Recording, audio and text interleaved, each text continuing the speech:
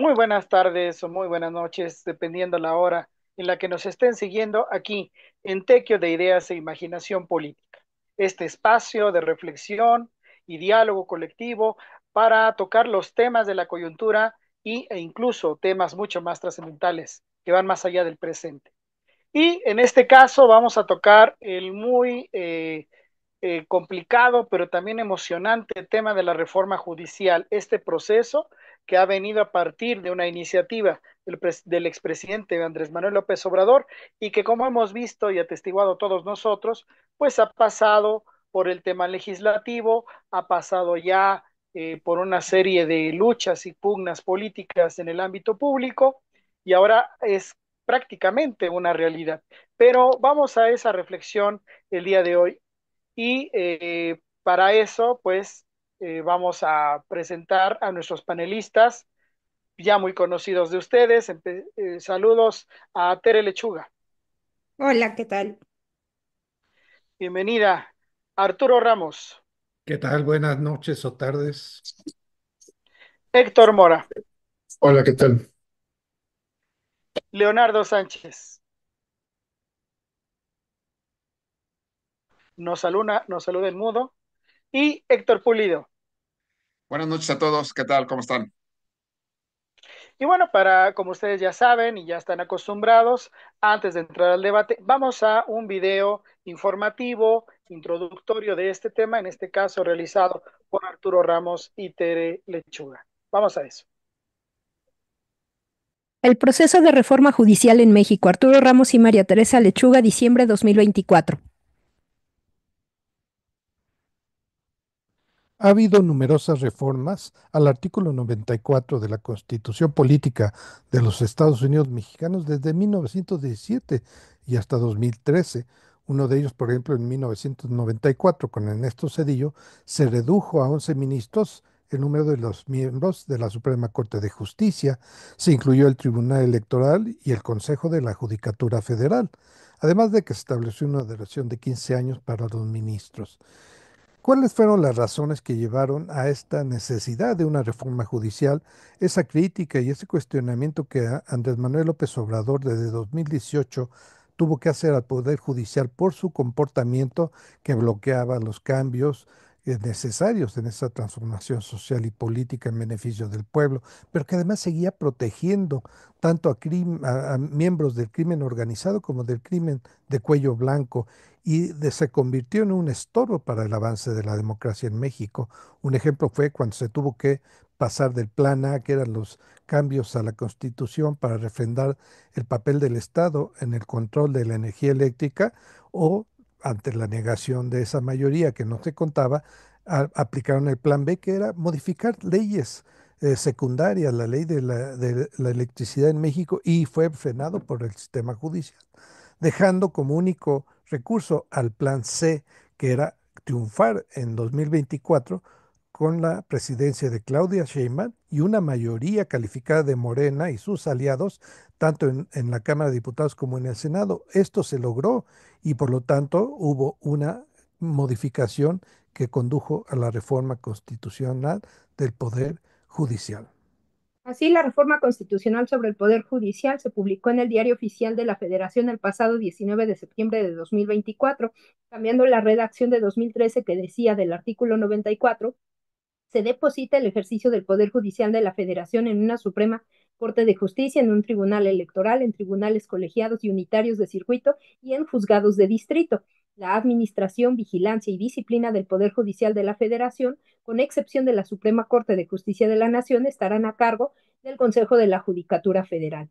Entre los cambios constitucionales de septiembre de 2024 destaca el artículo 17, que dice que hay un establecimiento de un máximo de 6 meses para resolver un proceso en cualquier instancia judicial, esto es justicia expedita, y aviso de incumplimiento o irregularidad al nuevo Tribunal de Disciplina Judicial.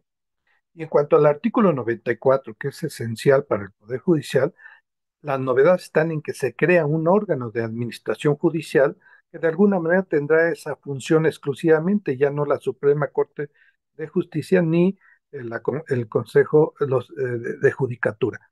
Sí, y aparece también el Tribunal de Disciplina Judicial que sustituye a este último, y que se encargará precisamente de vigilar y dar investigación a cualquier denuncia contra cualquier instancia, incluyendo la Suprema Corte. La propia Suprema Corte de Justicia se reduce el número de integrantes con 9 ministros que solamente durarán 12 años y no podrán ser reelectos. Además, ahí se establece que los magistrados y jueces también serán electos, no nombrados de otra forma. Una cosa muy importante es que en ese artículo 94 aparece de manera clara, como ya estaba fijado en la ley, que la remuneración de ministros, magistrados y jueces nunca será mayor al ingreso de la persona titular de la presidencia de la República. Y también se menciona la paridad de género. En el artículo 96, por hablar de algunos, porque en realidad los cambios son muchos artículos, pero solamente mencionamos algunos de ellos. Por ejemplo, se dice que los ministros, magistrados y jueces serán electos por la ciudadanía. Cada poder de la Unión nombrará un comité de evaluación y mediante un mecanismo definirá los candidatos a cada cargo para enviarlos al Senado. También dice en el artículo 96 que el Senado remitirá al INE los listados y este será el que compute y publique los resultados, además de entregar las constancias de mayoría y tendrá que enviar los resultados al Tribunal Electoral o a la Suprema Corte de Justicia para resolver cualquier impugnación. Y finalmente este artículo también señala que los ministros de la Suprema Corte de Justicia, los magistrados del Tribunal Electoral y los del Tribunal de Disciplina serán electos a nivel nacional, mientras que los magistrados de circuito y los jueces de distrito se elegirán por circuito. Hay esa diferencia muy clara. Se dice también que estará prohibido el financiamiento público y privado y que los partidos y servidores públicos no podrán hacer proselitismo. Dice también que las campañas durarán 60 días y no habrá precampaña. Hay que señalar que esta aprobación se dio con 357 votos a favor en la Cámara de Diputados y 86 en el Senado, logrando por mayoría calificada que estos giraran hacia los congresos locales y finalmente se aprobara esto. El artículo 97 también hay que señalar. Se dice que magistrados de circuito y jueces de distrito durarán 9 años y podrán ser reelectos. Se dice que cualquier persona, autoridad, podrá denunciar ante el Tribunal de Disciplina Judicial hechos del personal judicial que incluya ministros, magistrados y jueces para que sean investigados.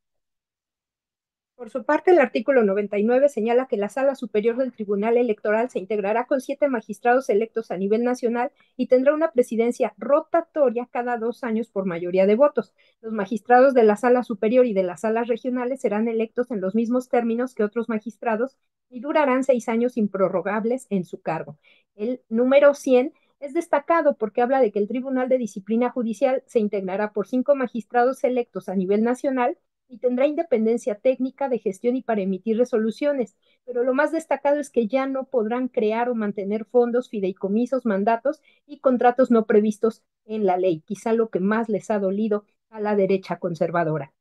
En el artículo 101 se señala que los ministros, magistrados y jueces no podrán ocupar cargos remunerados, solo honorarios en asociaciones científicas, docentes, literarias o de beneficencia, y no podrán fungir como patronos, abogados o representantes ante el Poder Judicial de la Federación antes de 2 años de concluido su cargo. Se acabó, pues, el gran gasto que significaba esta área del poder. En los transitorios destaca que en el proceso electoral 2024-25 se elegirá a la totalidad de ministros de la Suprema Corte, vacantes de magistrados de la Sala Superior y totalidad de salas regionales del Tribunal Electoral, así como la totalidad del Tribunal de Disciplina Judicial y mitad de magistrados de circuitos y jueces de distrito de elección, que se llevará a cabo el 1 de junio de 2025. Finalmente, las reformas que están pendientes enviadas a la Presidencia de la República son la Ley Orgánica del Poder Judicial de la Federación, la Ley de la Carrera Judicial y la Ley de Responsabilidades Administrativas. Como se puede observar, este cambio tan fundamental en el Poder Judicial permitirá modificaciones sustanciales en el sistema político mexicano, logrando un mayor equilibrio entre todas sus instancias y ante la ciudadanía, ante el pueblo que es el soberano, en quien radica todas las decisiones que competen a la nación. Veremos que al ser democráticamente electos los tres poderes, será una mayor facilidad para que se dé de manera articulada el proceso de transformación social. Estos cambios son trascendentales, pero también son ejemplares. En pocos lugares se llevan a cabo tantas modificaciones que permiten hablar de una democracia más amplia que requerirá en estos años que inclusive la profundicemos con la participación directa de la ciudadanía. Pues bueno, amigas, amigos, ahí está este video informativo, ahí están una serie de datos y elementos muy importantes para entrar a este debate. Y bueno, pues vamos a arrancar con nuestros panelistas, con este debate muy importante, la reforma judicial. Y comenzaría pues con una pregunta, la lanzaría a todos ustedes, mis estimados amigos. La reforma judicial prácticamente es un hecho, ¿sí? Ya estamos incluso en la etapa en que los aspirantes a jueces pues ya se inscribieron, viene ya la etapa en que esas solicitudes se van a revisar por una comisión y el próximo año vendrá la elección. En ese sentido ya estamos sobre hechos políticos y legales consumados. En ese sentido, podemos decir que las derechas perdieron ya la batalla de la reforma judicial. Empezaría con Tere Lechuga. Sí, pues pienso que esta batalla, digamos, se tiene ganada, pero todavía no toda la guerra, por así decirlo, ¿no? Ya se dio un primer gran paso que ha consistido en muchos pasos y que viene desde el periodo todavía de López Obrador y que está muy bien llevando a cabo esta segundo piso o esta continuidad de la 4T en este nuevo sexenio, pero que todavía queda mucho por hacer, sobre todo en el campo ideológico-cultural. Es decir, ya al pueblo nos va quedando claro que es importante la elección de jueces, magistrados, la elección popular. Ya nos queda claro que son una mafia, ¿no? Ya queda claro que lo único que hacían era usar ese poder para hacerse de riqueza sin importarles nada la justicia realmente de manera honesta, de manera auténtica. Pero todavía me parece que lo que queda es todo ese resabio, todos esos residuos que logró el neoliberalismo de más de 3 décadas meter en la conciencia de la gente, y no solo me refiero al pueblo, sino de ese propio poder judicial. Es decir, esos jueces, esa gente que ocupa ese poder, pues no se formó en etéreo, ¿no? Se formaron en la escuela neoliberal. Y entonces también cambiar eso, pues son procesos, me parece que más largos. Ahí yo considero que todavía no podemos cantar victoria y se abre una puerta incierta al respecto. Mora, ¿tú crees que está derrotada la derecha en el tema de la reforma? Sí, totalmente. En ese tema están vencidos políticamente, pero este es la parte difícil que viene ahorita es educar, o sea, concretar la revolución, el cambio, porque hay un pensamiento conservador, incluso previo al neoliberalismo, muy arraigado. De 200 años de república, que se acaban de cumplir en octubre, durante todas las primeras décadas, quienes tenían algún litigio tenían que pagarle a los jueces. Entonces, obviamente, pues los ricos, la gente con dinero, era la que ganaba todo el litigio. Después de la reforma ya no les tenían que pagar, pero finalmente quienes tenían dinero tenían acceso a abogados, conocían las leyes o acceso ¿cómo se llaman? Por lo menos a la lectura, y la mayoría del pueblo no.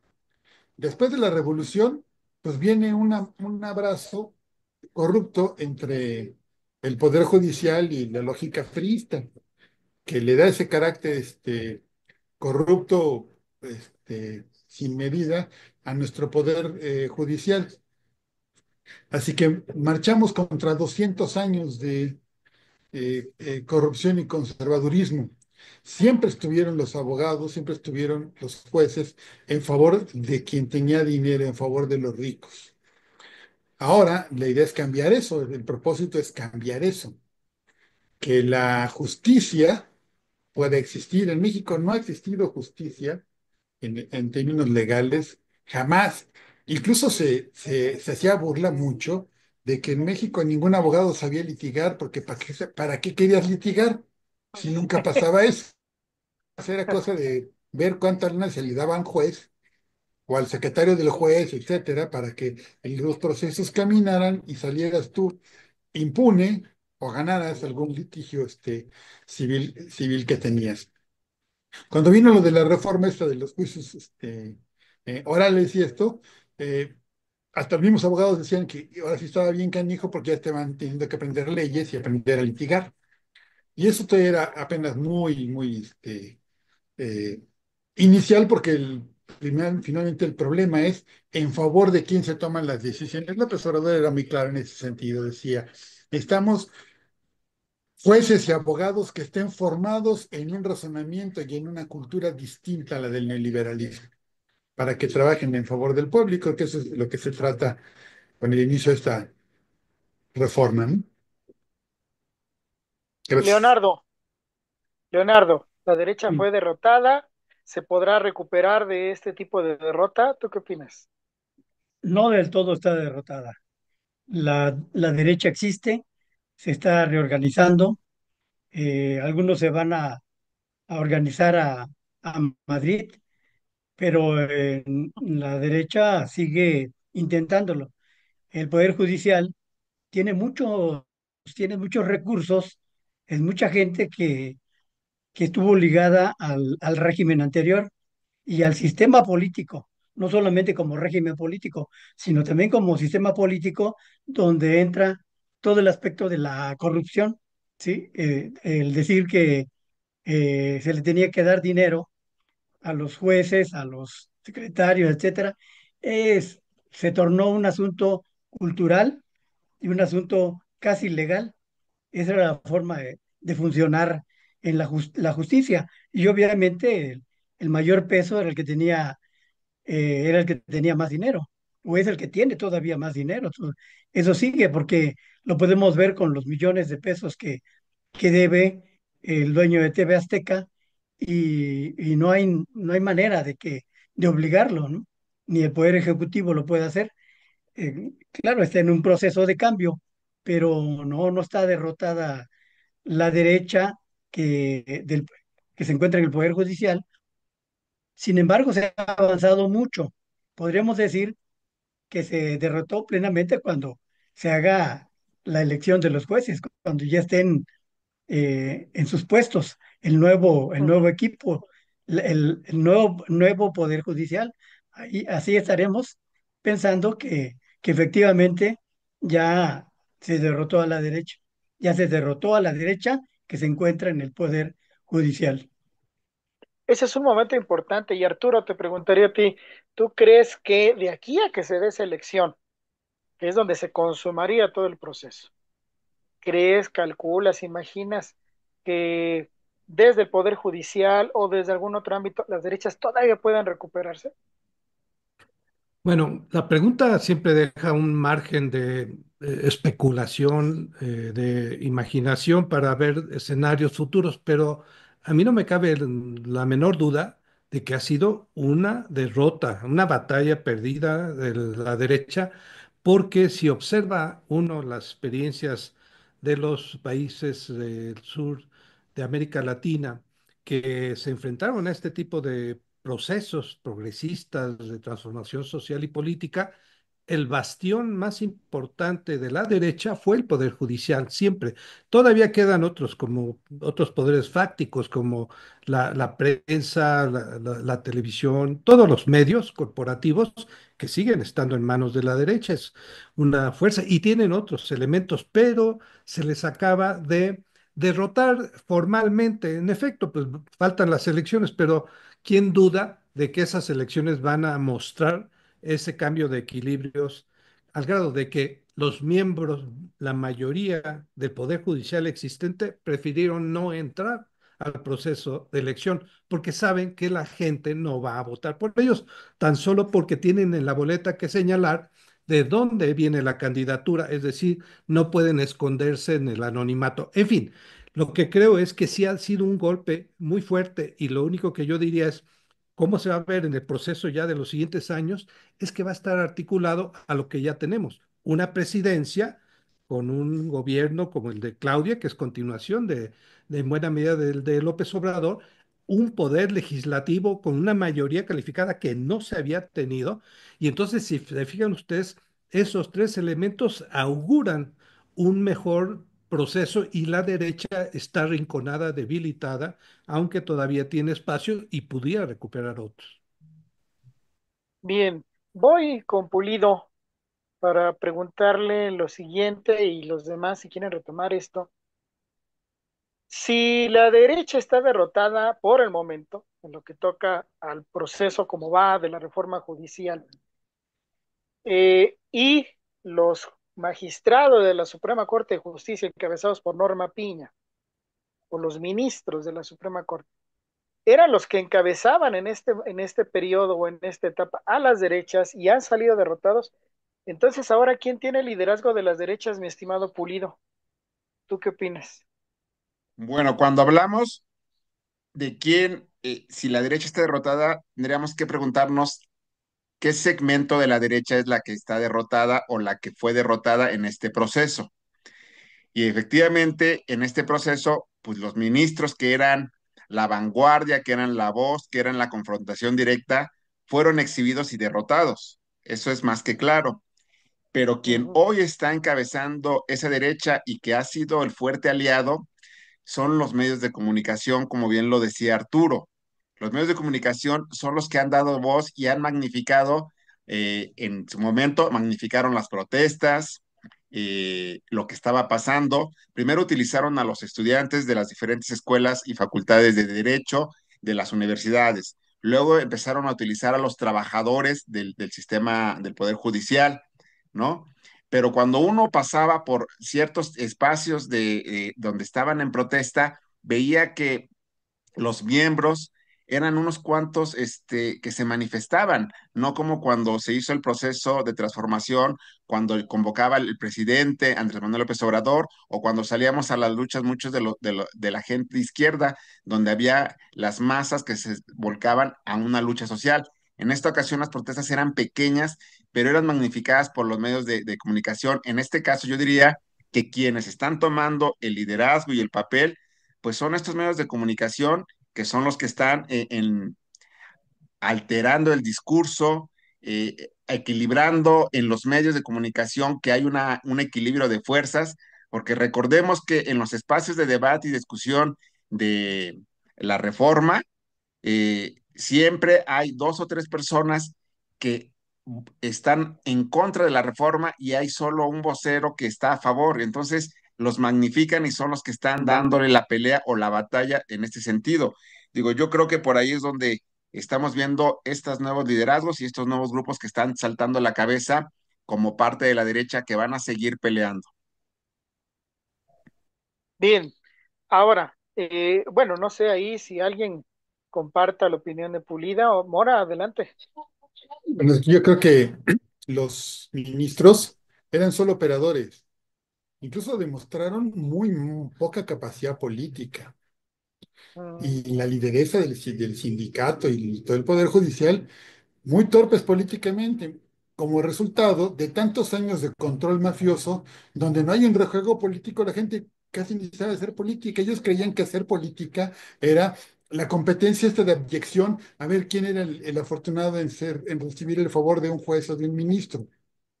Entonces se vieron muy mal. El liderazgo sigue estando en la derecha, desde mi punto de vista, en el grupo de empresarios que ponen como parapeto y que mandan a hacerla de operador central a Claudio X González y estas gentes.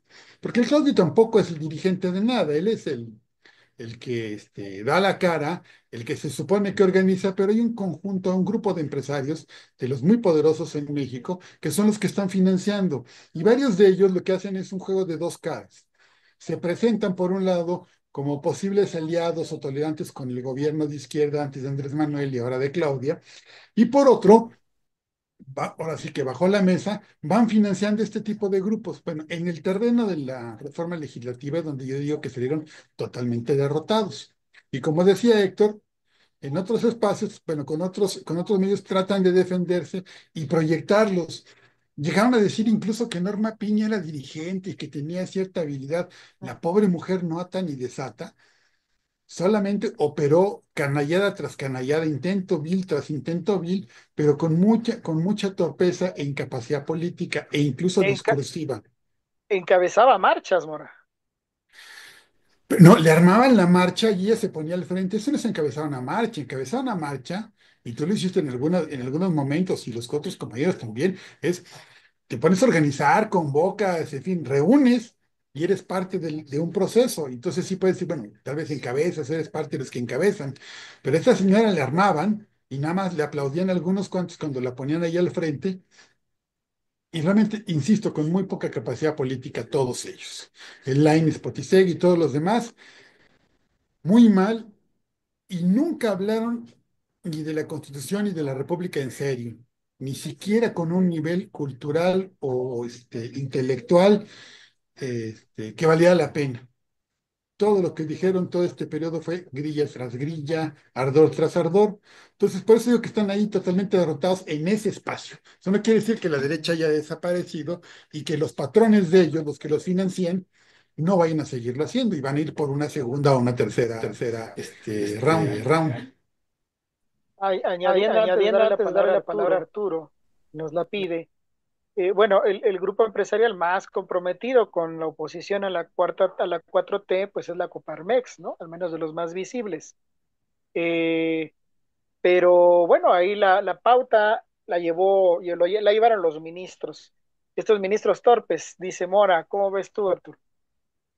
Miren, yo inclusive quería señalar algo de cómo algunos triunfos ideológicos, políticos, se pueden observar no necesariamente en el cambio de personas con nombres específicos, sino el imponer procesos democráticos, que hay que felicitarnos todo el mundo de que eso pueda ser, que significa que en el proceso de elección, por supuesto que pueden quedar algunos representantes de esa derecha, ¿por qué no? Imaginen ustedes si el porcentaje de votos que tuvo Xochitl y de la cantidad de gente que apoya todo lo contrario de la cuarta transformación van a ir a votar y si ubican algunos candidatos específicos también estarán representados, pero eso es parte de la democracia. El triunfo está en que la gente empieza a considerar que realmente en sus manos reside un poder importante y eso ideológicamente, políticamente, culturalmente, como sucedió,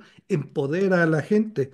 Hoy, pequeños detalles como el hecho de que se ven obligados a poner, y esa fue la noticia de ayer y hoy, que todos los fideicomisos, bueno, una parte de ellos, ya tienen que extinguirlos antes de que ¿No? termine este mes. Es decir, se Así acabaron eso es. y estos fondos van para otra cosa. También el hecho de que esa cláusula que marca que las remuneraciones ya no podrán ser superiores, ahora sí se van a aplicar, superiores al sueldo del presidente. Ese pequeño detalles son los que empoderan a todos aquellos que precisamente cuestionaban los privilegios, los vínculos con la oligarquía, etcétera. No quiere decir que ya ahora tengamos un poder judicial después de las elecciones totalmente limpio. Inclusive muchos de los que sean electos por gente como quienes estamos identificados con los cambios podrían modificar cuando ya estén en sus manos eso, pero el proceso de elección me parece que es un triunfo ideológico, político y cultural que la derecha todavía no logra sacarse la espina porque además sabe que después vienen más consecuencias en otros terrenos. Ahora, pero hay algo que está, la gran expectativa de la sociedad, de la ciudadanía, con la reforma judicial, porque además así se ofertó en campaña y en todo este proceso político y legislativo, es que la reforma judicial va a dar justicia. ¿Ustedes qué opinan? ¿Vendrá realmente justicia con la reforma judicial? Empezaré contigo, Leonardo. Sí, yo creo que la justicia no va a venir, sino que hay que ir por ella. Mm. Y esa justicia, pues, también tendrá que ser un cambio cultural, un cambio político eh, la población deberá ser más exigente, está mucho más enterada de lo que está sucediendo en torno del Poder Judicial. Antes todo el mundo sabíamos que había tres poderes, pero que solo uno era el que valía por sobre los demás. Pero más de ahí no se sabían gran cosa del Poder Judicial. Ahora la gente dice, bueno, sí, ¿no? Pues, el Poder Judicial, los jueces, los ministros, etcétera, sí son, los jueces son los ladrones, ¿no? O le exigían a veces al presidente que hiciera justicia a donde llegara. Pero ¿por qué no hace justicia? ¿Por qué no mete a la cárcel a los expresidentes? No hizo justicia, pues no se podía hacer justicia. No había una estructura con posibilidades de llevar a la cárcel a esos delincuentes.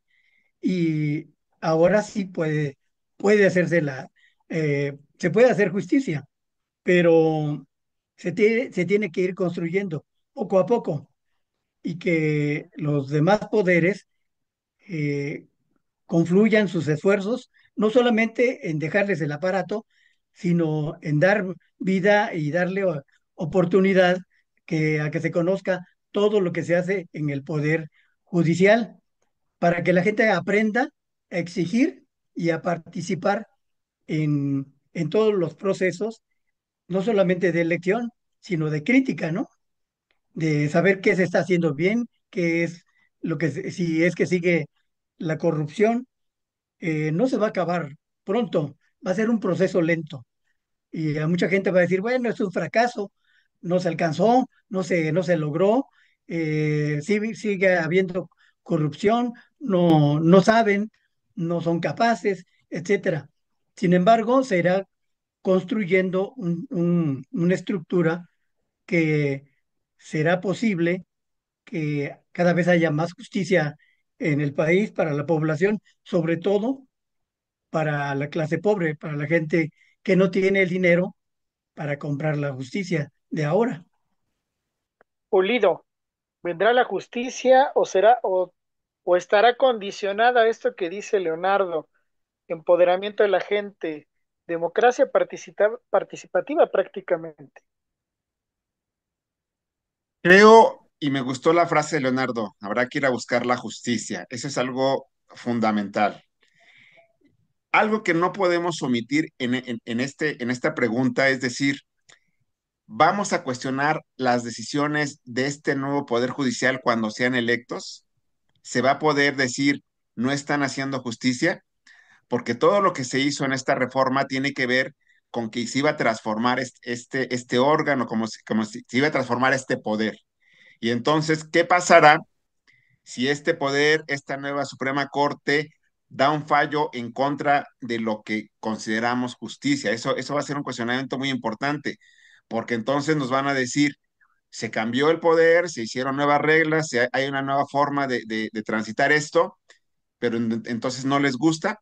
Entonces tenemos que buscar la justicia. Por eso me agrada esta frase de Leonardo.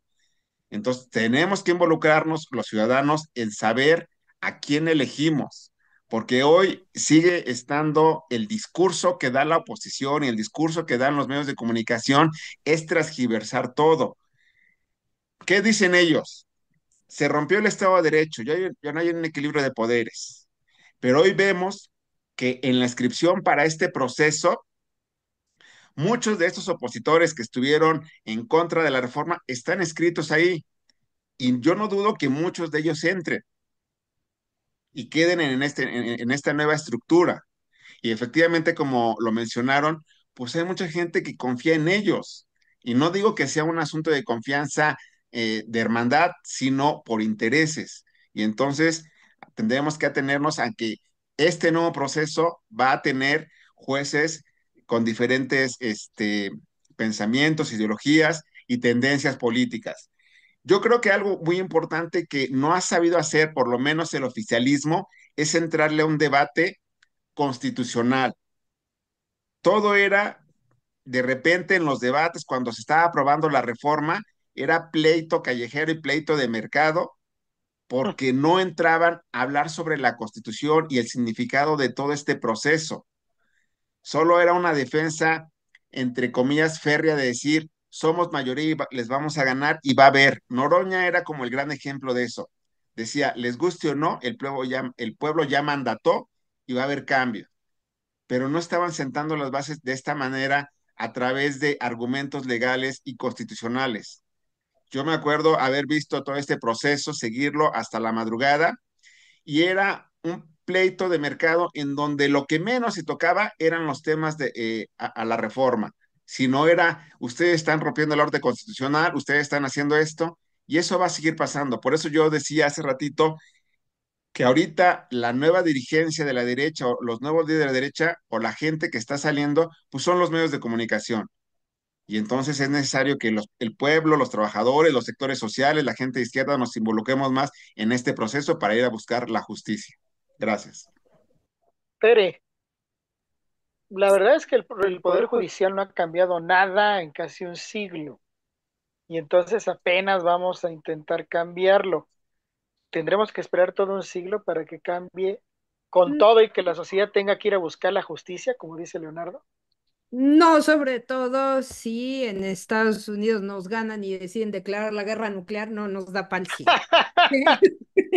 Quiero creer que además, que algo que sí se ha logrado es, como decía Arturo, un cambio ideológico, simbólico, político de gran peso. Eso ya en principio nos acorta bastantes años de ese siglo, ¿no? También lo hacemos ahora desde otra plataforma. No es lo mismo hablar cuando estábamos solo en la resistencia. Hablo desde esas izquierdas históricas que estábamos siempre resistiendo contra el neoliberalismo, cuestionando, pero era ir sobreviviendo y no es lo mismo la plataforma de lucha que tenemos desde 2018 con López Obrador y ahora en la continuidad que él deja. Es otra plataforma desde la cual podemos hacer algo. Eso también ayuda. Sin embargo, aunque hay cosas plausibles, por ejemplo, dentro de esta ley, como se dice en el video, algo que se quiere garantizar es la justicia pronta y expedita, que ya no puedan pasar más de 6 meses sin que alguien reciba su sentencia.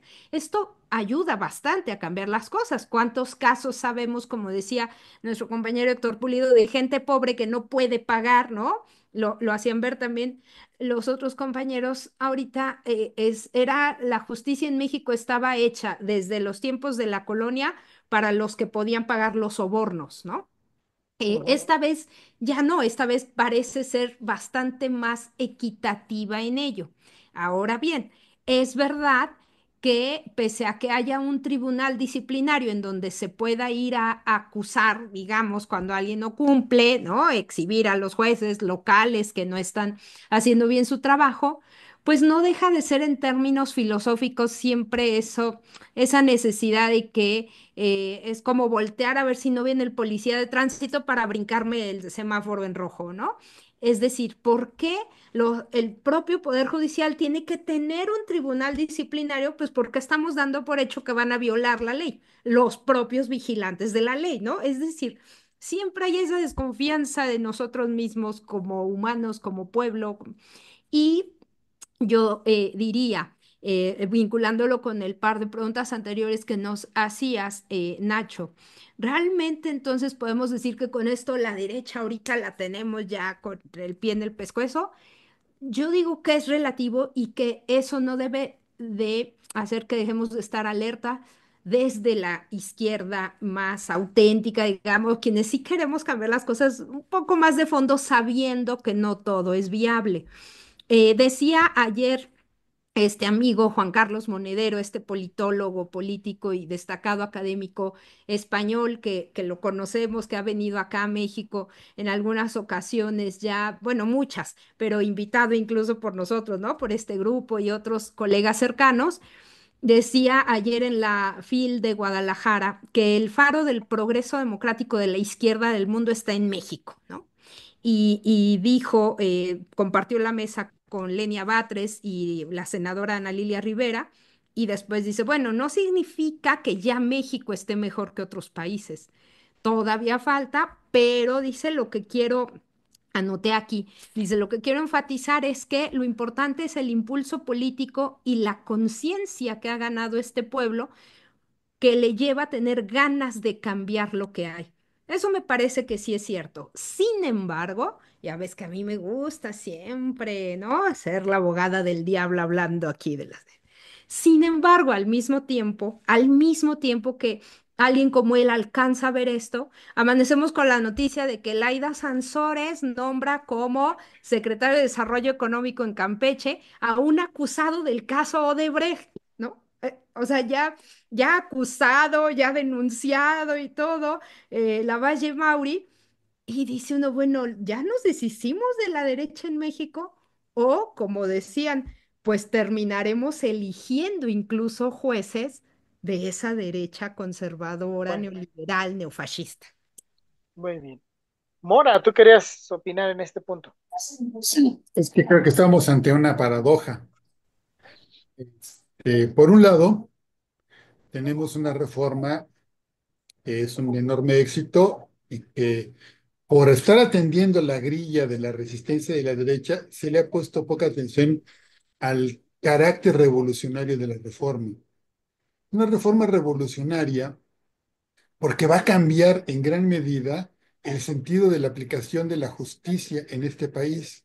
200 años de justicia en favor de los ricos y ahora los jueces van a tener como necesidad, si quieren ser jueces, poner atención a las necesidades del pueblo, a las luchas populares, a realmente defender al desfavorecido.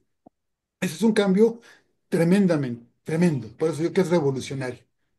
La paradoja consiste en que ahora tenemos el problema de que se elijan a los jueces, no quiere decir, como decía ahorita Tere, que se van a elegir a pura gente decente, democrática, progresista e inteligente. Puede haber imbéciles, reaccionarios, corruptos, entre los que se elijan.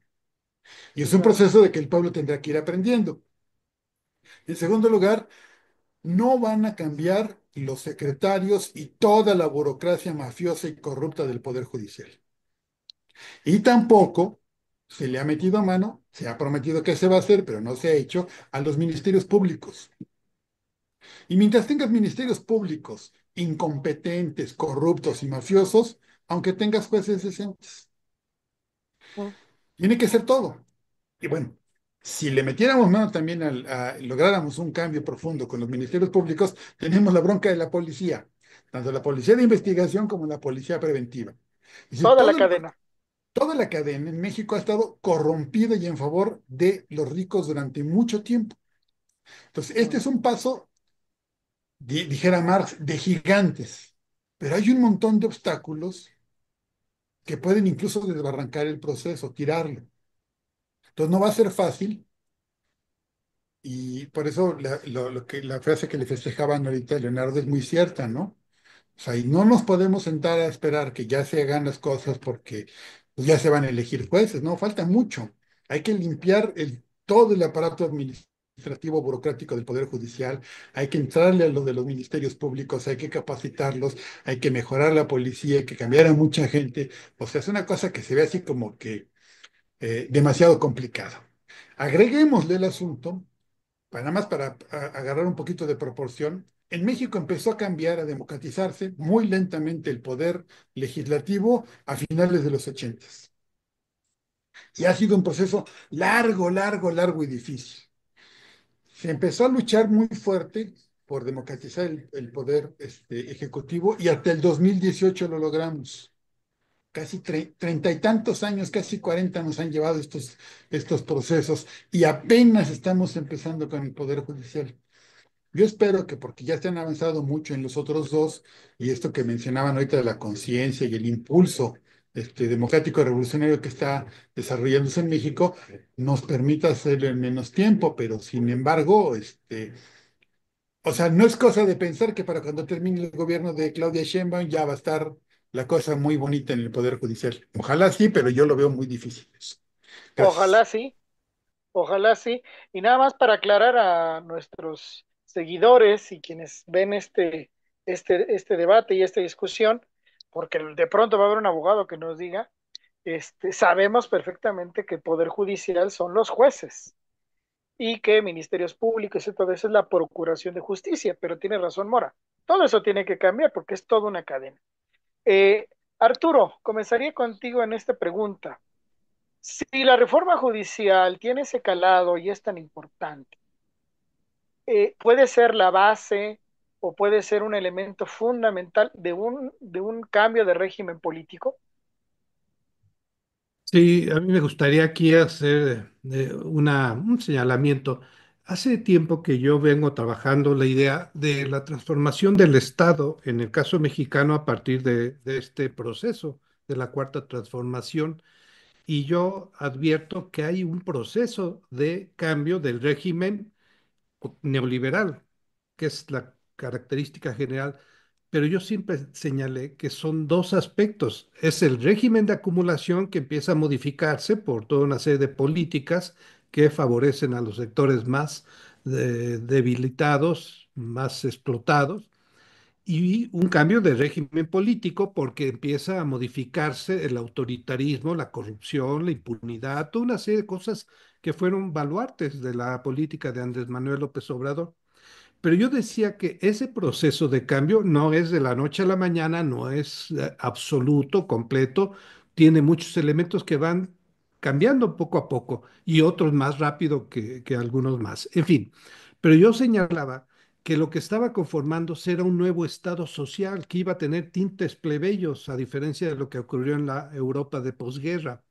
Y ese nuevo estado social yo señalaba que tenía cuatro características: el estado de bienestar, el estado desarrollista y dos que tienen que ver con esto que señalas, Nacho: el Estado democrático y el Estado de derecho. Y yo creo que en esos dos elementos, este tipo de reforma, no de manera aislada, sino junto con todo lo demás, son los elementos que se acentúan. ¿Por qué democrático? Elegir a los jueces, a todo el aparato judicial, implica que están sujetos a la decisión, a la voluntad popular. Y en efecto, la gente va a empoderarse y va a aprender a exigir. Pero además, no es cualquier cosa nombrar un tribunal de disciplina, que va a ser fundamental, y por eso es importante quién se elige ahí, porque son los que van a vigilar y a seguir las investigaciones ante cualquier denuncia. Y dice así: puede ser una denuncia de una persona o de una autoridad y puede conducir a definir posibilidades de un crimen, un delito que debe ser castigado. Es decir, ya hay todo un mecanismo.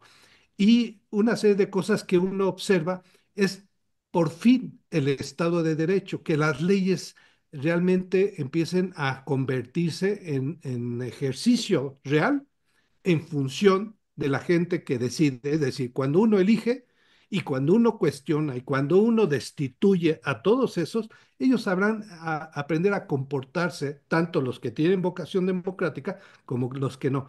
Eso, a pesar de que pudiéramos hacer otro tipo de elementos, eso es el régimen político. Y sí creo que avanzaríamos todavía más de lo que se hizo los 6 años anteriores hacia un régimen político más democrático y con un Estado de Derecho vigente. Pulido, vamos hacia otro régimen político con esta reforma. Creo que estamos en el principio de otro régimen político. Creo que son buenos pasos lo que está generando esta cuarta transformación o este movimiento que no es de un hombre o de una mujer, sino de millones de mexicanos. Me parece que es fundamental, pero tiene que seguir sentándose en las bases, en las comunidades, en los pueblos, en las organizaciones, en los colectivos, en los sindicatos, en los trabajadores. Tienen que fortalecer este proceso. Aquí lo que me parece fundamental es que nos enfrentamos ante las más medias, estamos ante un proceso donde hay que también hacer que la generalidad, el pueblo, tenga conciencia más allá de estas victorias que en este momento son muy simbólicas. Tiene que haber una transformación en otros sectores, es decir, por ejemplo, en el educativo. Se tiene que enseñar desde la primaria, las escuelas, la Constitución como un elemento fundamental. Hoy la gente poco sabe de la Constitución, poco sabe de los artículos. Uno les pregunta y ca- yo te podría decir que de 10 personas, uno o menos uno saben sobre lo que significan los artículos de la Constitución, ¿no? Y entonces tiene que haber toda una campaña en ese sentido de poder reeducar y decir qué parte del gobierno o qué parte de la administración pública atiende qué cosa. Porque efectivamente, hace rato alguien lo mencionaba, piden justicia, pero se la piden al presidente o hoy a la presidenta. Y no es la función del mandatario o mandataria dar esa justicia, sino hay otro órgano que se encarga de eso. Y la gente quiere de esta manera, de manera inmediata, que el mandatario o la mandataria le resuelva y le dé justicia. Y entonces hay que hacer esos cambios. Algo que es importante, que se debe ir generando, es que también debe haber justicia señalando a los propios, a la gente que está al interior de este movimiento, a la gente que se ha corrompido. Ahorita me alarmaba y retomaba lo que decía Tere cuando Laia Sansores nombra a este personaje. Pues tenemos muchos y entonces la gente no entiende por qué si estamos en un proceso de transformación siguen esos mismos personajes y siguen siendo premiados y entonces la gente ahí entiende que no hay justicia. La gente dice, pues son los mismos, se siguen repartiendo, como dicen popularmente, el pastel y se siguen promocionando ellos. El régimen de este sistema, el régimen de este Estado, va a cambiar cuando también cambien las conciencias, como bien lo ha mencionado Arturo en muchas ocasiones, y eso es un proceso largo. No lo podemos esperar en 2 días, en 3 días, en ese sexenio. Es un proceso que se está generando y solo concluiría con esto. Es una lucha larga y la gente que ha estado en este proceso sabe que aún las batallas continúan. Hay que cambiar este régimen, por supuesto, pero todavía, digo, vamos por buen camino y se han dado las primeras bases.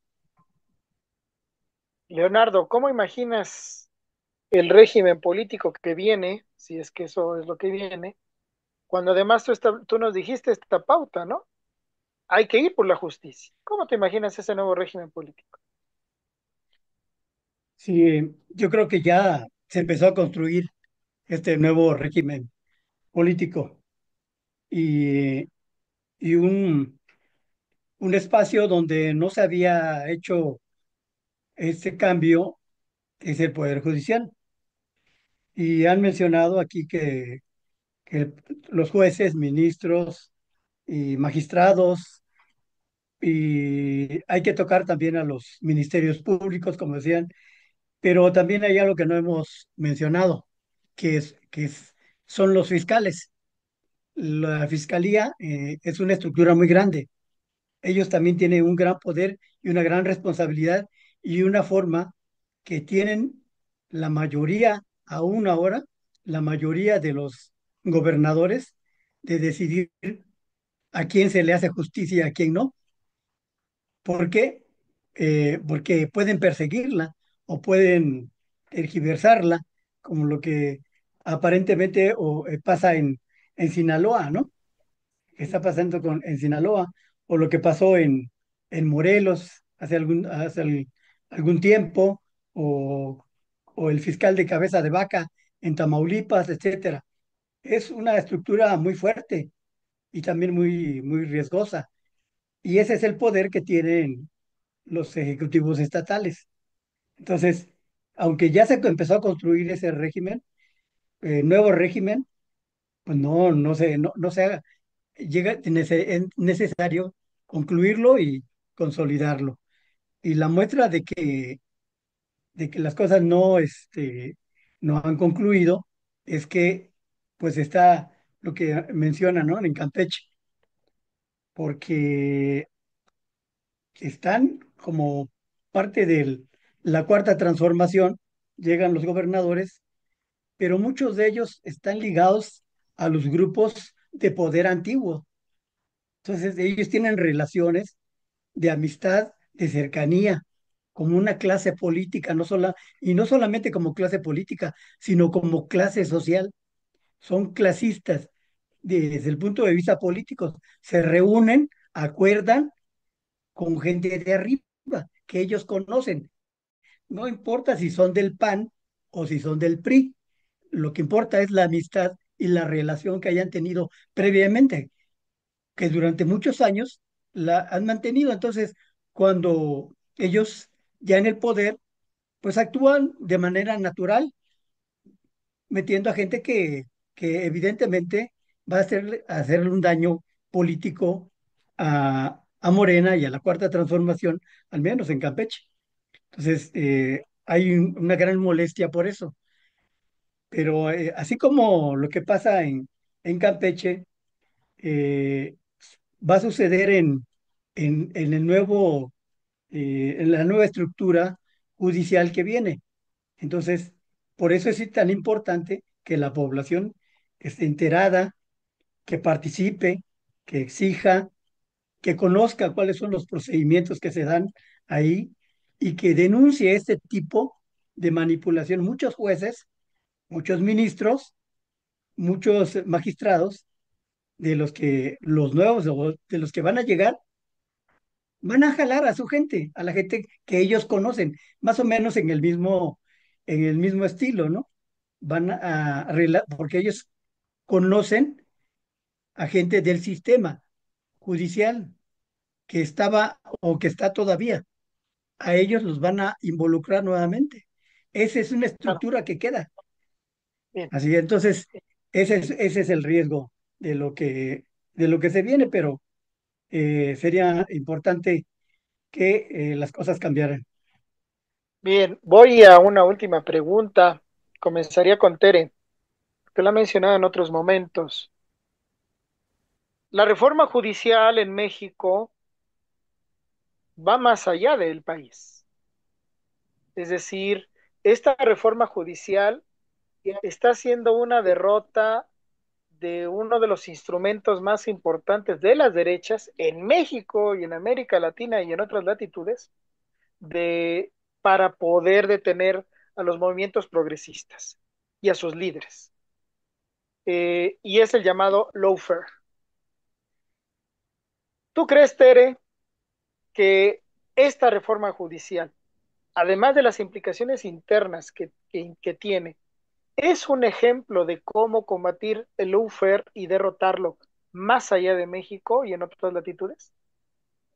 Sí, quizá no el único brazo para lograrlo, pero sí me parece que va a ser un instrumento muy importante al respecto y que va a depender mucho de qué tanto logremos seguir activándonos la población de manera organizada. Decía López Obrador una y otra vez, que pues hoy lo traje aquí para recordarlo: solo el pueblo puede salvar al pueblo. Es decir, no podemos Pero, dejar de organizarnos y pero eh, muéstralo bien. sí, mira, es uno de los muchos que tengo, en diferentes versiones.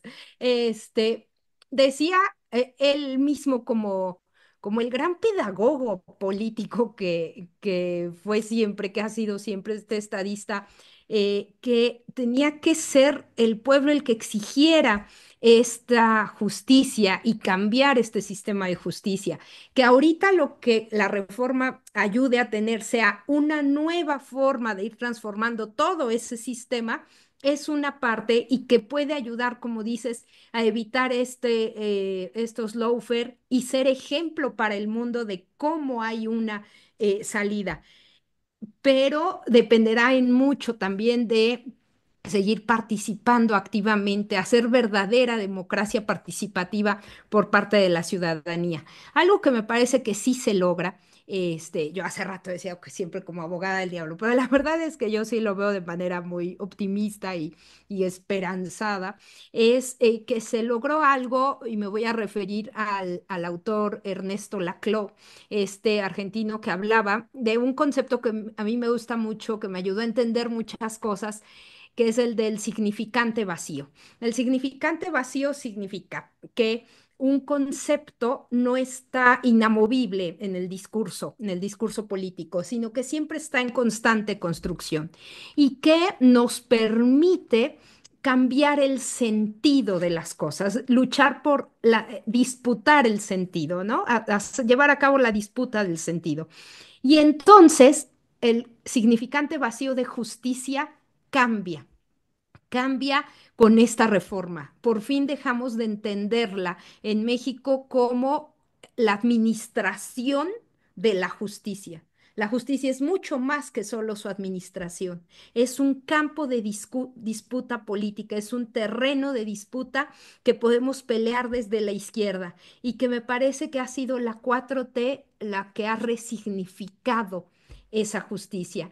Y la propia 4T es un concepto en el que no significa la 4T es la presidenta y su gabinete. No, la 4T somos todos, somos ese Estado porque somos todos. Eh, Considero, con esto voy a cerrar, que este ejemplo no solo sirve para evitar un posible futuro lawfare, sino poner de ejemplo ahorita, en estos momentos de caos internacional, a México con mucho orgullo, cuando, por ejemplo, nuestro vecino país del norte, el país más dominante del mundo, que no hegemónico, que no es lo mismo, ¿no? Ya Tiene no tanto. tiene un presidente que a menos de 50 días de irse, indulta al criminal delincuente de su hijo. Qué ganas de patear así a la justicia, al sistema de justicia de Estados Unidos, ¿no? Bien dijo el representante de la Cámara, el republicano, que tampoco que sean un ejemplo de nada los republicanos, que con eso Biden le arrancó el sistema de confianza al sistema judicial de Estados Unidos y que lo dejó dañado casi irreparablemente. Me parece que así es. Mientras al mismo tiempo ocurre eso, acá les estamos enseñando a hacer justicia. Ok. Mora, ¿tú qué opinas? Desde México se está poniendo un ejemplo de derrota lawfare. Sí, claro. Es, es notorio y sorprendente. Notorio porque hasta, sobre todo, los intelectuales de izquierda, tanto en Europa como acá en América Latina, todo el mundo anda diciendo eso. Lo que es sorprendente es que a nadie se le hubiera ocurrido articular así las cosas para defenderse de eso. O sea, pero Ya, eso ahorita es fácil decirlo a toro pasado, porque ya está pasando en México, ya hubo quien lo articuló, decimos, pues es que era bien obvio. Pues sí, pero hasta que pasan las cosas son bien obvias, pero antes es, era muy complicado. ¿Cuántos presidentes han caído en América Latina y en otros países del mundo porque han aplicado este tipo de injusticias, legaloides, ¿no? Lo terrible de este asunto, aquí me voy a poner ahora en el lugar que normalmente ocupa Tere, es que este acierto, este avance tan importante que estamos teniendo acá, nos pone como el blanco de la derecha internacional. La 4T va dejando de ser ese detalle curiosón, ese avance democrático de quitarse de encima unos partidos mafiosos y poner un señor ahí simpaticón que dice cosas y habla despacito ese y viejito. sí, con sus reformitas, que da centavitos a los viejitos y cosas así, como peyorativamente lo podría ver la derecha internacional, pero cuando empiezan a pasar estas cosas como las obras del Tren Maya y los aumentos salariales, empiezan a ponerse las alertas, pero con esta reforma judicial es cuidado. Esto sí es ejemplo, esto es escuela, este es nuestro enemigo. Porque después de esta reforma no va a haber país de América Latina y de todos lados que no diga, oye, pues lo primerito que vamos a hacer en cuanto ganemos el poder ejecutivo con las elecciones es vámonos sobre una reforma judicial porque es el enemigo principal del pueblo. Entonces, qué orgullo, pero también qué miedo. Gracias. Bien, pues vamos a las conclusiones. Ah, Pulido, ¿tú quieres decir algo de este punto? Adelante.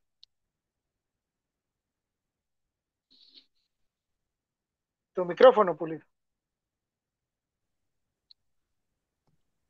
Quiero de verdad hacer ese llamamiento como lo hizo Tere, que hoy está en nuestras manos el poder apoyar todo este proceso, como lo ha estado durante muchos años, ¿no? Desde la gente que hemos militado en la izquierda. La participación va a ser fundamental. ¿Por qué? Porque ya no podemos estar diciendo es que no estoy tomando, o no estoy siendo tomado en cuenta. Hoy nuestra participación es fundamental y tenemos que investigar quiénes van a ser la gente que va a estar postulada para estos cargos, porque es fundamental para eso. Debemos saberlo, porque si no nos puede pasar con esta defensa que mencionan, con este contraataque para el Laufer, lo que pasó, por ejemplo, en Corea del Sur, ¿no? El presidente de un momento a otro declara la ley marcial y todo el mundo se suspende las garantías constitucionales en Corea, y si no es por la asamblea que se contrapone al poder presidencial, pues tenían una ley marcial en Corea donde era un golpe de Estado, ¿no?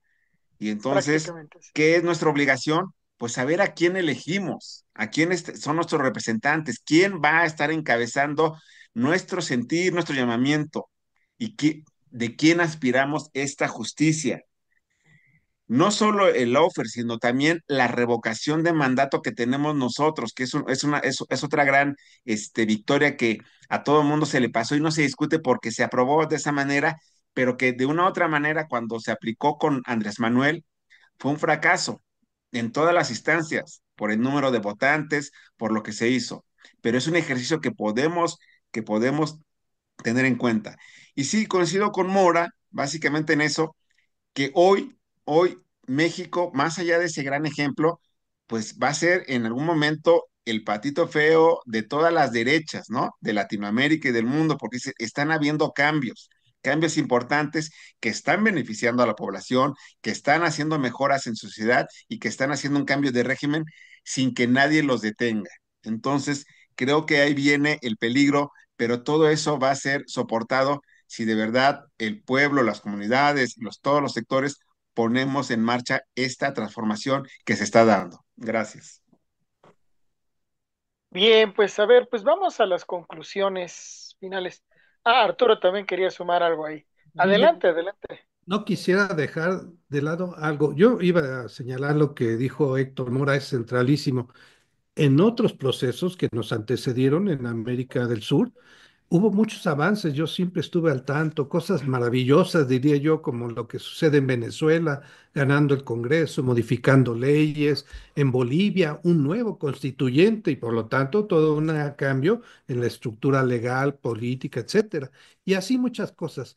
Pero en efecto, hoy México está mucho más avanzado contra lo que se cree, por más que algunos puntos de vista consideran que sigue siendo medio centrista, nacionalista, no lo ven como un proyecto de izquierda. A mí me parece que es totalmente opuesto a esa idea. Y les iba a decir algo, ¿no sienten ustedes una emoción de ver por primera vez en nuestra vida, de los que estamos aquí, pero en la historia, esta efectividad de los cambios? Fíjense, cuando se van a hacer esos cambios, resulta que ya no va a haber una Suprema Corte que declare inconstitucional cosas que decida el legislativo por mayoría calificada. Ya no va a poder eso, se eliminó así de la noche a la mañana. Inclusive estos meses que todavía tendrán vigencia esos ministros ya no pueden, porque como ya se jubiló uno, no alcanzarán los 8 que necesita para declarar inconstitucional nada de lo que se quiera hacer por parte de la oposición. Pero fíjense ustedes, no es solamente ganar esas elecciones, tenemos ganadas las gubernaturas mayoritarias, los congresos locales, la presidencia. ¿Qué significa? Se podría haber atorado si no se tuvieran las legislaturas locales, pero se tienen suficientes. ¿Y qué es lo que hemos visto? Se toma una decisión, las dos cámaras rápidamente, se mandan los congresos locales y a veces en menos de un día, en unas cuantas horas, ya está aprobada y se declara como tal. Eso no lo habíamos visto, esa velocidad.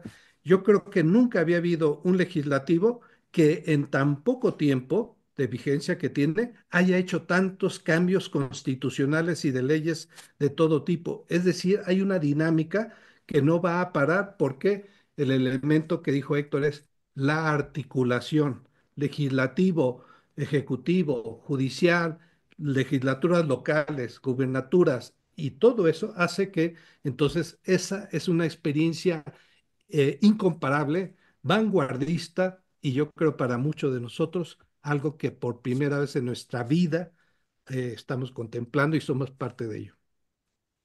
Muy bien. Bueno, pues ya un poco Arturo ya estaba ahí como concluyendo, ¿no? Pero bueno, pues vamos a esta última parte de nuestro programa de hoy. Vamos a las conclusiones. Empezaré con Leonardo. Conclusiones. 1 minuto terrícola, no de Marte, por favor. Adelante, Leonardo.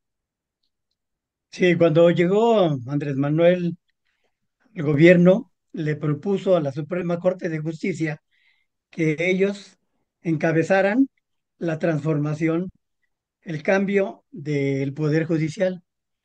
No lo, no lo valoraron, no lo vieron valioso, no le hicieron caso, porque pensaron que eran inamovibles, que era imposible que ese poder, un presidente llegando, pudiera tener la fuerza para cambiarlos de esa manera. Entonces se sentaron y no se movieron y no hicieron caso omiso de ese llamado de Andrés Manuel. Entonces, cuando viene Andrés Manuel pudo haberse conformado con esperar eh, el equilibrio de poder cuando ya se van cuando hay recambio de ministros, entonces, y pudo haber nombrado o mandar nombramientos al poder legislativo, esperando para que él pudiera hacer cambios constitucionales, pero no se quedó solamente en ese espacio, sino que prefirió avanzar mucho más y no pensar solamente en en su gobierno, sino en el futuro, en la construcción de un nuevo régimen. Bien, Mora, conclusiones. Sí, el cargo de juez es un cargo político, revestido de un aspecto técnico importante. En el debate se nos ha querido imponer que es un asunto exclusivamente técnico, pero no, es político, porque regula en gran medida una parte de lo que se llama la lucha de clases. ¿Cómo se hace justicia? ¿A quién le llega? No solo aplicar la ley, sino hacer justicia. Por eso esta reforma es muy importante y por eso hay que destacar que nos falta mucho. Por ejemplo, nos falta periodicidad de los jueces. No debe ser un cargo de una vez y para siempre. Y debe de haber forma de revocarlos. O sea, debe de refrendarse el cargo de juez en función de lo que hayan hecho los jueces, de cómo hayan tomado las decisiones, y debe de haber también la posibilidad de revocación. Habrá que dar un tiempo, ni modo que ahorita hasta entorpeciéramos este proceso por exigir eso, pero hay que tenerlo presente. Gracias. Pulido, conclusiones. Pues solo decir que fue una gran victoria, pero no ha acabado la lucha. La derecha sigue estando ahí, la derecha tiene sus intereses y lo único que nos queda a todos los ciudadanos, al pueblo de México, es seguir en esta transformación. Somos, pues ya lo han dicho, a lo mejor un ejemplo, pero somos los que estamos viendo nuestro propio destino en esto. Si no participamos, yo dudaría un poco en la aseveración de Arturo de decir, pues tenemos ganado los estados. Digo, hay que ver también quiénes son los gobernadores de los estados y las decisiones como las que tomó Laida Sansores, que son más que cuestionables, pero hay que seguir ahí en la lucha. Y la lucha significa seguir en todo este espectro, ganar nuevamente el Congreso para el 27, apoyar que no haya revocación de mandato, sino consolidación de la cuarta transformación con Claudia y con miras al 2030 para seguir dando esta transformación, no solo para nosotros los mexicanos, sino para toda América Latina. Muchas gracias. Bien. Arturo, conclusiones y cerramos con Tere. Sí, yo creo que sí hay un cambio, eso es evidente.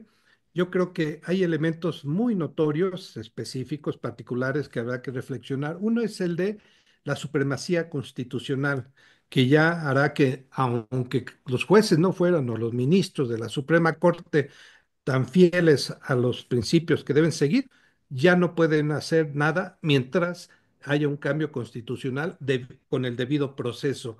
Y además, ese tribunal yo creo que va a ser un elemento que va a estar muy activo para condenar a los jueces y estos se van a comportar, en su mayoría van a ver de manera distinta como lo hacen hoy, etcétera. Yo creo que son elementos que vamos a ir evaluando, pero yo no tengo la menor idea la menor duda de que las cosas ya no podrán ser como antes. Esa corrupción, esos acuerdos con la oligarquía era porque el sistema estaba precisamente sostenido en esos principios. Ahora son otros. Habrá que ver si la gente lo cumple, pero el pueblo es el que decidirá. Pere, Sí, pienso que parte de esta batalla tiene que ser también seguir ganando otros espacios vinculados y que se vuelvan vinculantes, digamos, con esto, articulados.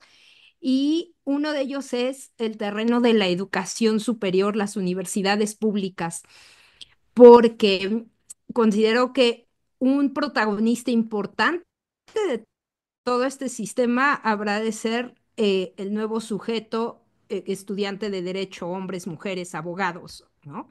Que finalmente no es el juez nada más, ¿no? El que va a decidir y sentenciar y luego llega al último nivel, ¿no? Sino que toda esta justicia también se da desde el primer nivel en donde pues se arman los casos, se defienden, se presentan, ¿no? Los quienes trabajan todo este saber. Y me parece que en ese terreno no hemos ganado gran cosa. Mi queridísima UNAM, al contrario, ¿no? Abrió los foros en contra de la reforma judicial. Eh, Creo que se van dando algunos pasos. Hay que aplaudirle mucho al Colmex, antes al CIDE, que por ejemplo rompen relación con la Universidad Hebrea, que no es sino un brazo del genocida Estado israelí, por ejemplo, pero la UNAM ni de chiste siquiera hablar de eso, ¿no? Y considero que en este sentido todavía tenemos muchas cosas pendientes por hacer, por ejemplo, formar nuevas generaciones de estudiantes de derecho con pensamiento crítico. Y si se puede, hasta cruzando una perspectiva de clase, eso sería importante, porque si también tenemos abajo a abogados que egresan con una mirada pues no muy ética siempre, no del todo con claridad, pues este sistema seguirá teniendo siempre por ahí una pata floja. bien, bueno, pues amigos, amigas, ahí están las conclusiones, ahí está el debate, la reflexión y todo este diálogo desde estas voces plebeyas, estas voces críticas, sin duda, que vienen desde la izquierda. La reforma judicial ahí está, es un proceso que ha avanzado, que es prácticamente ya un hecho legal, constitucional y político, y que sin duda va a cambiar a nuestro país en muchos aspectos. Pero seguiremos viendo este tema en sus distintos capítulos por venir. En fin, pues les agradecemos su atención en esta emisión. Un agradecimiento a Tere Lechuga, Arturo Ramos, Héctor Mora, Leonardo Sánchez y Héctor Pulido y un servidor, Nacho García Gracias. Ponce, en la conducción.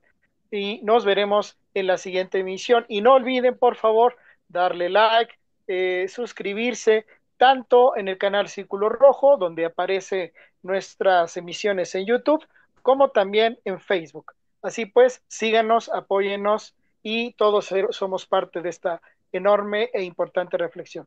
Muchas gracias, hasta la siguiente. Hasta luego. Y no olviden, amigos, seguirnos en redes sociales, en Facebook y YouTube, en el canal Círculo Rojo. Ahí pueden ya ver programas anteriores y, por supuesto, seguirnos, darle clic para que nos sigan y que no se pierdan ninguna de las emisiones de Tequio de Ideas e Imaginación Política. Muchas gracias.